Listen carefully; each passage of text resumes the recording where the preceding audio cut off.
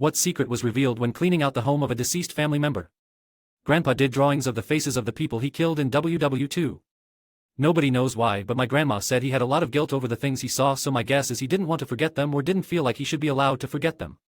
My grandfather, who was in Italy, on Omaha and in the Bulge, did something similar. Every evening before bed, he'd visualize the German soldiers he had killed and would say prayer for each, and ask for forgiveness from them. In a way, I think he felt feeling the pain of remembering them every day was his penitence. My grandfather was a gunner in WW2. He sit in a plane and shoot down on people as the plane flew over them. He very rarely talked about it. When me and my kids were living in a subsidized government housing complex, I was on food stamps. I told my grandfather that I was so ashamed. He said, "Get every single penny you can get out of the government. The government owes me and mine for all eternity for the horrors I was forced to commit. I'm African American and my husband is white." My father faced a lot of prejudice during his lifetime, and I was terrified of telling him that the white guy I'd been on a date or two with I was getting serious with. The first time I brought my now husband home, my dad was courteous but distant. Miraculously, by the second time my father literally gushed all over my husband. Even my siblings were shocked. When we got married, he was beaming. It was odd, but I was just happy my husband had won him over. My mom died in 2014 and my father in 2021. When my siblings and I went to clean out the house, in his safe along with other important documents, we found letters that my husband had written to my father 24 years before about how he felt about me. How he was serious about his relationship with me, how he was planning to go to law school, he's an attorney now, how he respected that he'd gone through so much in his lifetime, and eventually how he loved me and how with his blessing he was going to propose.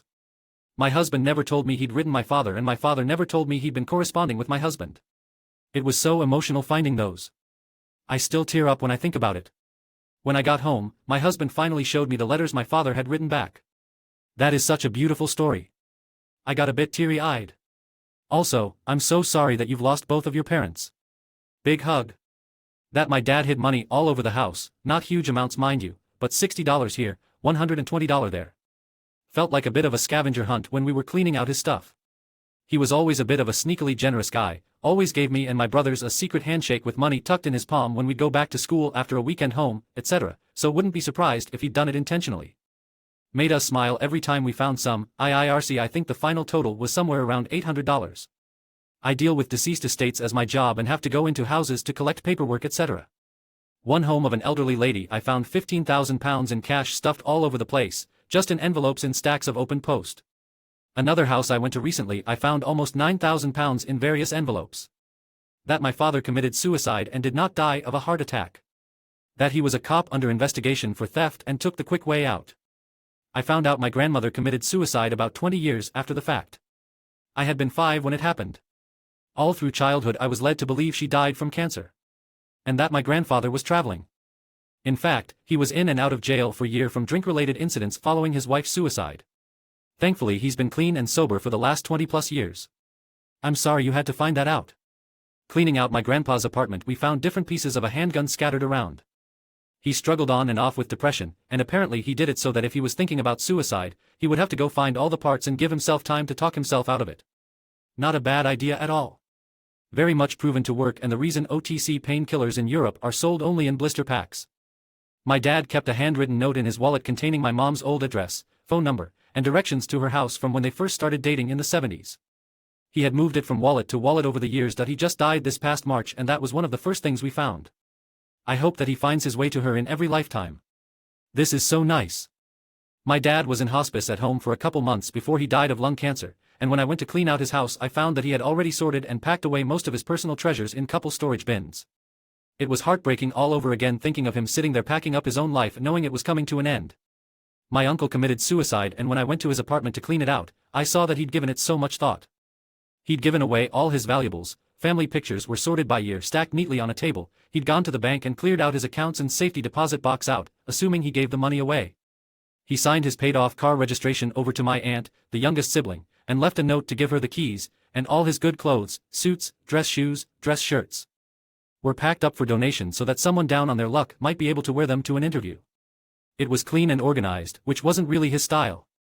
His place was always cluttered and lived a messy lifestyle. He was the life of the party, he was always popular and well-liked and fun, and he must have been so sad. He was only 54. Found my grandparents' wedding certificate, which didn't match the date everyone else had. Their original date was 9 months before my aunt was born. The certificate was dated about 5 months before she was born. That seems to have happened a lot back then.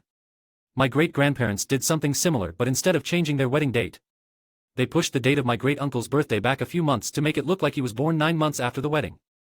My ex's oldest sister did the same thing. She left her husband, then had to leave town to go work in CDMX. Got pregnant by someone and then was really ashamed when she went home for the holidays.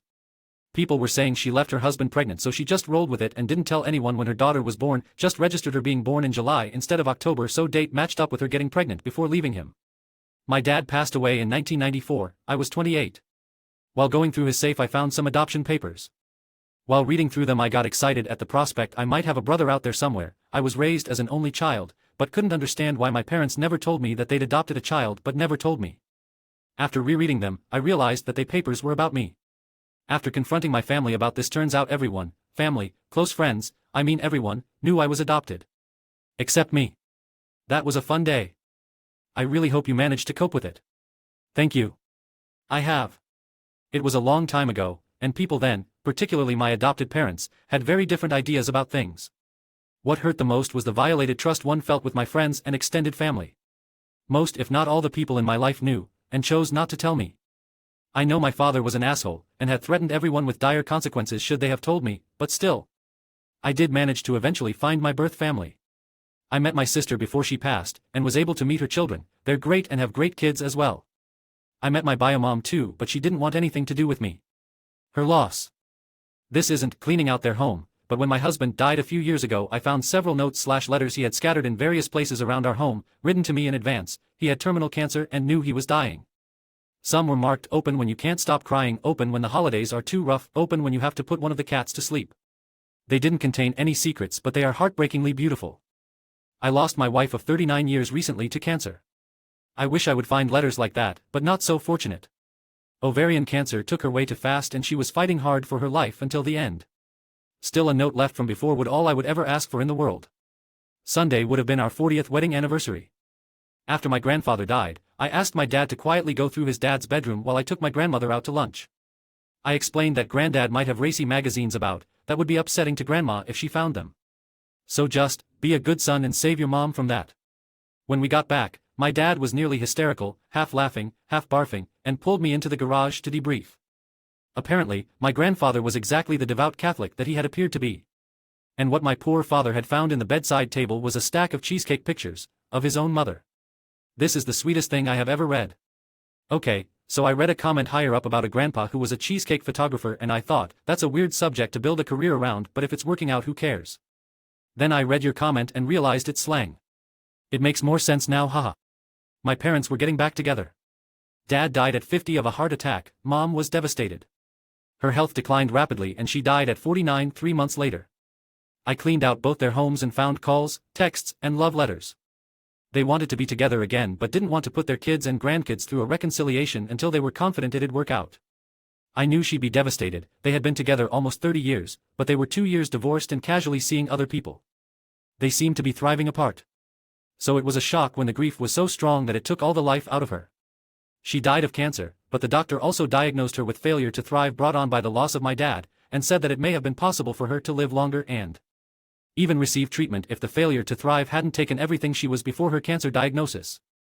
The only thing worse than losing my dad was watching my mom live without him, so at the end of the day, I'm grateful she didn't live without him for long. She never would have had peace here again. She found her peace with him on the other side. Not me, sitting here sobbing for your mama.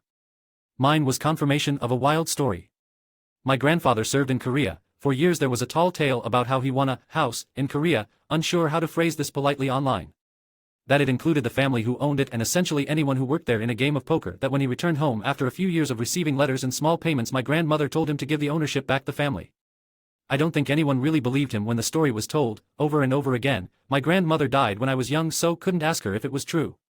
When he passed away and we were cleaning out the house, we found the letters from the family and the letter from the lawyer Gramps used to officially return ownership. My grandpa owned a pleasure house in Korea, is a sentence that's hard to say. Thank you for adding that last sentence because I did not understand. Up until that last line I was thinking maybe it was a farm or something.